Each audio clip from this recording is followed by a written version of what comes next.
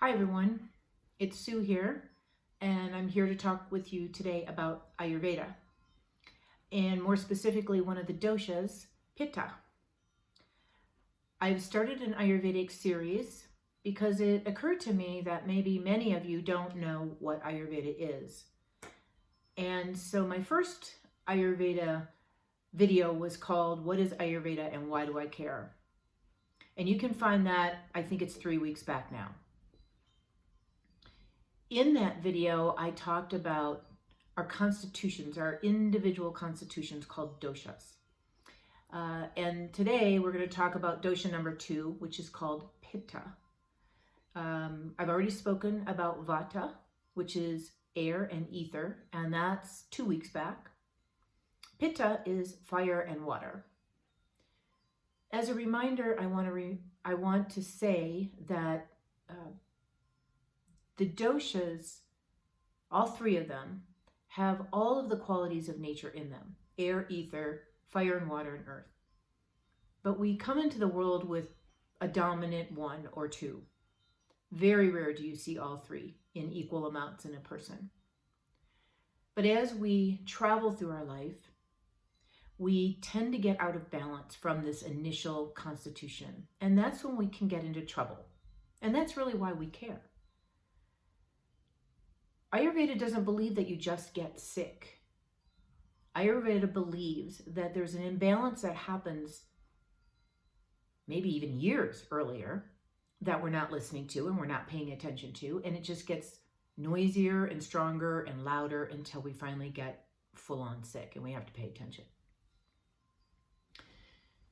So with doshas, we look at their imbalances mostly. We look at the qualities of them in balance, but then typically we're out of balance. And that's what we're really trying to sort of correct, if you will. We're trying to set it up so that our bodies can naturally get back into its own natural state. When we look at Pitta, we look at the power of change and transformation. That's really at the bottom line what fire does. It transforms, right? And Pitta does 3 basic actions. It heats, it digests, and it transforms. So think of anything that would be heated in the body. Think of anything that digests in the body. And then think of anything that transforms in the body. So what does it look like? What does a Pitta person even look like? Well, they kind of look like me, actually, physically. They can tend to have very angular faces. They can have typically an athletic kind of build, more of a squarish body. They have medium eyes, but they're super intense, and that can be sort of the focus of their face. Their hair is fine and soft, and their skin can be firm and warm and oily. You know, Pittas don't typically move into dry skin unless they're out of balance, and then it gets into this like eczema rashy thing that can happen. So physically, they're kind of average looking.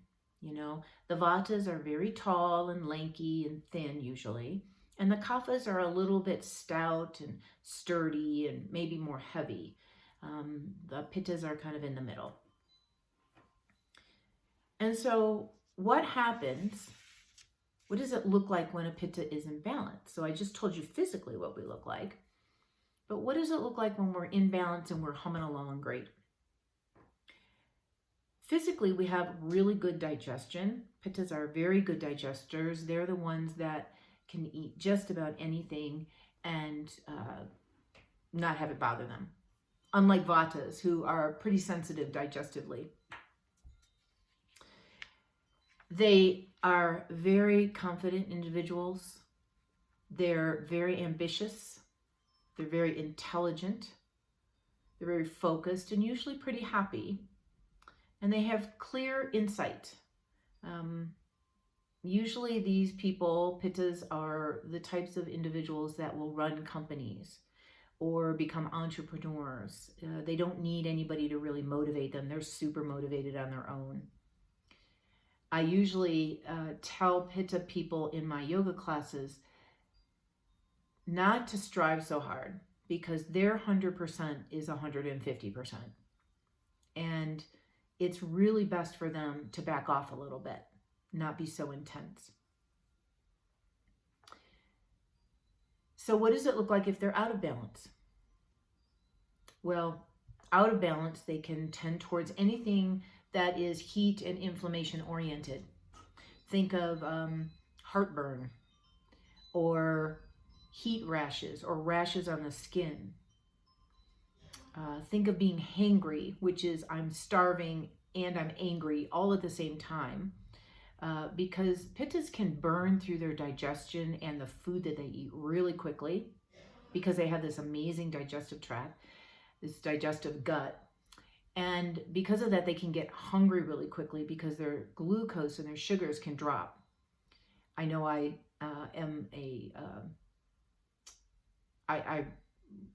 respond to this a lot, because this is what I do in my world.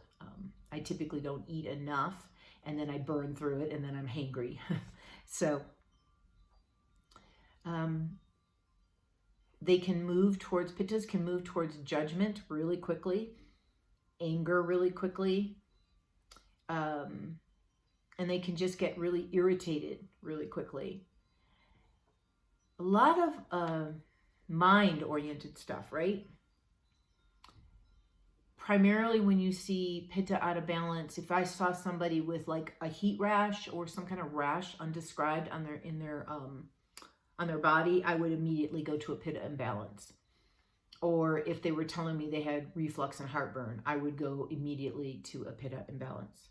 Or if they were having maybe their hair was falling out, I would go to a pitta imbalance. So those are the kinds of things you look at. Are they balanced, or are they out of balance? Okay, so let's say I'm a pitta and I've got this like fiery rash, and I know my fire is out of balance in my body. What do I do about that? Well, I think about opposites. So Ayurveda works with this principle of opposites. So if you're too fiery and too hot, what would you do naturally? You'd want to cool that down, right? And so what would I do? I might drink coconut water, or I might eat cooling foods rather than hot, spicy foods. I live here in Santa Fe, and one of the things that grows here and is in all the foods is green chilies. And green chilies are lovely and wonderful, and they're hot. So I certainly, as a Pittic natured person, would not eat hot green chilies in the heat of the summer here in the desert, because that would just push my pitta. What else could you do? You wouldn't go out in the middle of the day. You'd stay indoors in the heat of the sun. You'd wear cooling clothes, not dark colors. And you might live by what we call the 80-20 rule, because pittas are really driven and they want to do everything perfectly. So if at 80% of the time, or they're using 80% of their energy, and let 20% of the time let it be fun and easy and lighthearted, they're probably going to stay more in balance.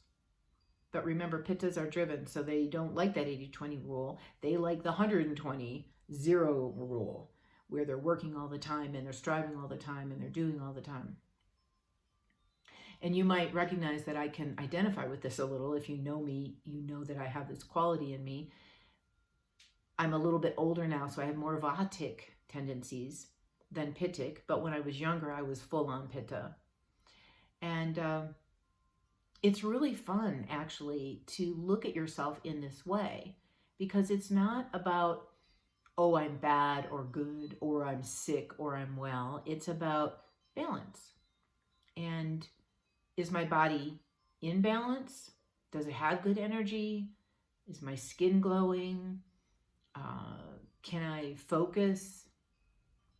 Or am I out of balance? And is my skin hot and irritated? Am I hangry? Am I frustrated and angry and judgmental?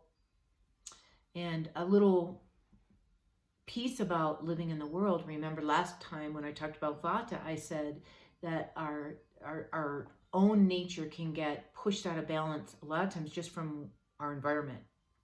And so this is true with Pitta too.